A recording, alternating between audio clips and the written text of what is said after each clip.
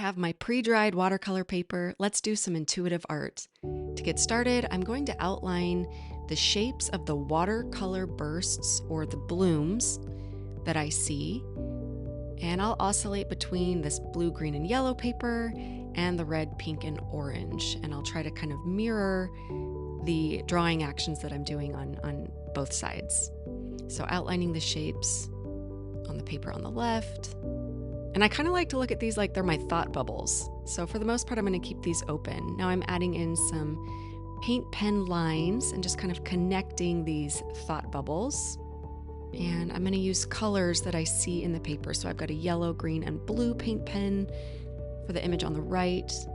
And for the drawing on the left, I'll be using red, pink, and orange paint pens. I'm just letting these lines be flowy. I like to vary the thickness just to give it some visual interest. And right now, this is feeling really good, freeform. I'm using some metallic to outline the inside of these watercolor bloom shapes. I love small details, so I'm just gonna outline these borders between the ink and the paint pen. Just make some little hatch marks. And this is really satisfying, both the way it feels and the way it looks. And this is a new technique for me, these thought bubbles, these lines. In a way, this combines my typical art meditation technique, which is using watercolor brush pens, letting it dry, and then outlining all the shapes with an ink fine tip pen. It's combining that technique with intuitive doodling, also known as zentangle or zentangling. So this is really new. This is my second time trying this technique, the combination of the two. My last video was my first attempt, and it's really addicting. This process is really fun. It feels really good. So I'm just going to be moving throughout both pieces and adding some details with paint pens and the ink pen. I have different thicknesses of micron pens. I'll also be using a permanent marker. I'm going to be quiet for a minute and just let you enjoy the unfolding of some of these doodles. And I'll be back with more commentary.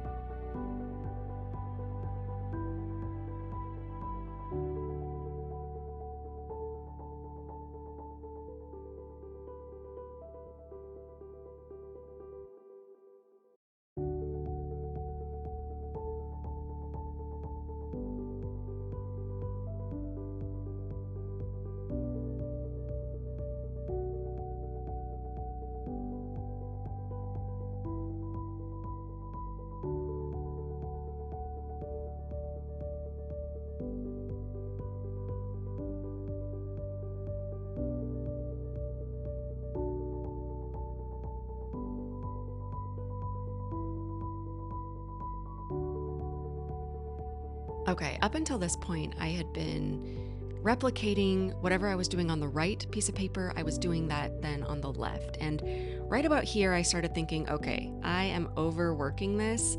I wasn't too happy with how this looked on the right side. I'm adding in some white to kind of lighten up and take away some heaviness of the permanent marker lines I had just added in. So in a way, the white marker can be your eraser. And as I'm moving through this process, I definitely did not want to replicate what was happening here on the right onto the left. So for the most part, I'm going to leave the left image alone and try to salvage what's happening here on the right. And ideally, in art meditation, if you're doing this to drop in flow state and to be in a meditative state, you're not really getting caught up in how it looks and you're trusting the process.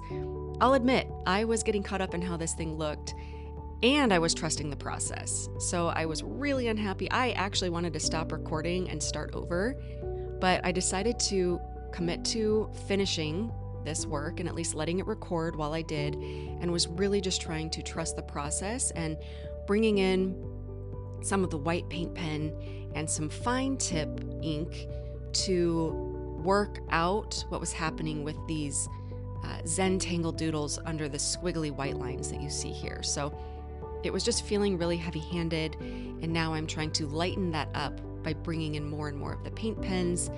And it was a actually really fun process to kind of feel that discomfort and, oh, I ruined it.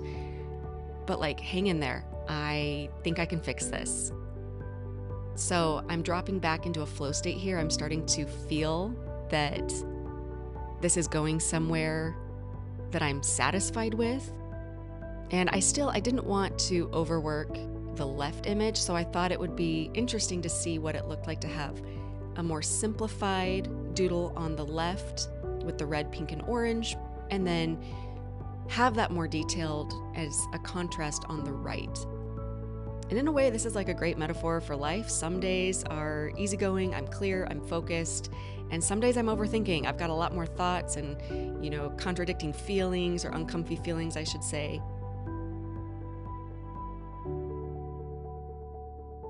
Here's the final result. And what do you think? Did I overwork this one? Did I salvage it in the end? I think it looks pretty cool. And then this one, is it too simple? Should I add more details next time?